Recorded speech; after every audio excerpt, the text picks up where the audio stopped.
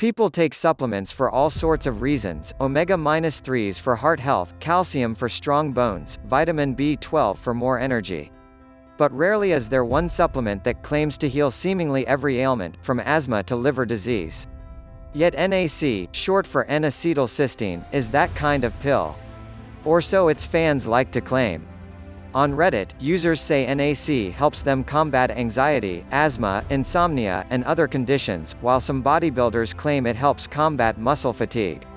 Research suggests NAC can help prevent cognitive decline and even potentially curb aging. What's the truth? Here's the lowdown on one of the trendier supplements in the grocery aisle. What is NAC? NAC is the supplemental form of cysteine, which is an amino acid.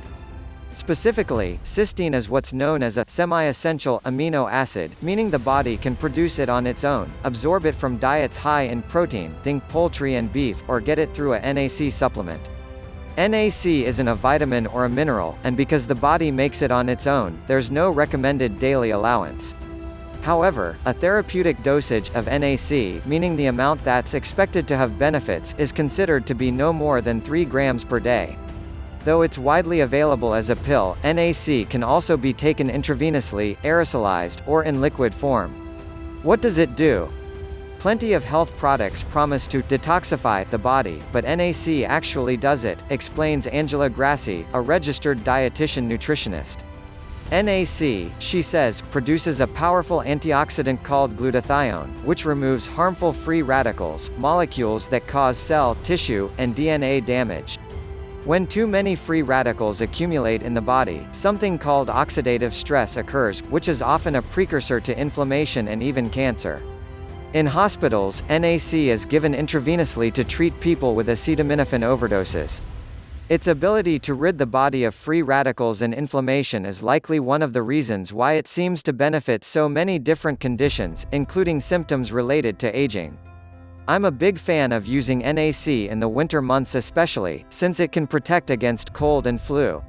Removing free radicals also helps maintain a healthy immune system overall, says Grassi, which is why NAC is sold in Europe as a treatment for the common cold. It's also believed that NAC can loosen mucus in people with respiratory disorders like bronchitis and chronic obstructive pulmonary disease (COPD). I'm a big fan of using NAC in the winter months especially, since it can protect against cold and flu, she says.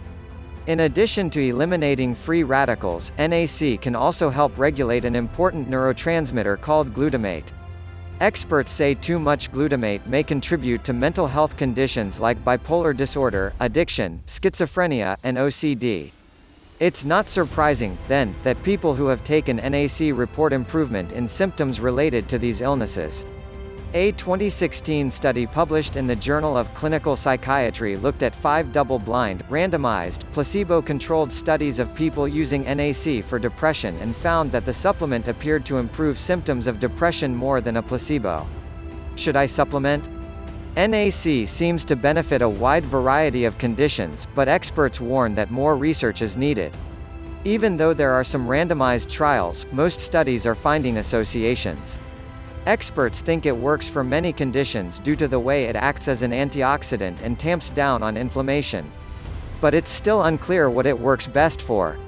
NAC has been tried for lots of different things, but the evidence is not overwhelming that it works, except for COPD and acetaminophen overdose, says Dr. Todd Cooperman, founder and president of ConsumerLab.com, an independent lab that tests the quality of health, wellness, and nutrition products. Some of the studies done with NAC don't give information about dosage, or it's a study that's sponsored by the manufacturer of a product. What you want to see is a clinical study with a control, and a large enough study so that the results will be statistically significant. Cooperman also warns that NAC, when taken over the therapeutic dosage of 3 grams per day, can cause side effects like headache, abdominal pain, vomiting, diarrhea, constipation, and more, though an actual overdose is extremely rare. It's also been known to affect blood clotting and can give falsely low results of cholesterol during blood tests, so people taking blood-thinning medications or undergoing cholesterol tests should probably steer clear.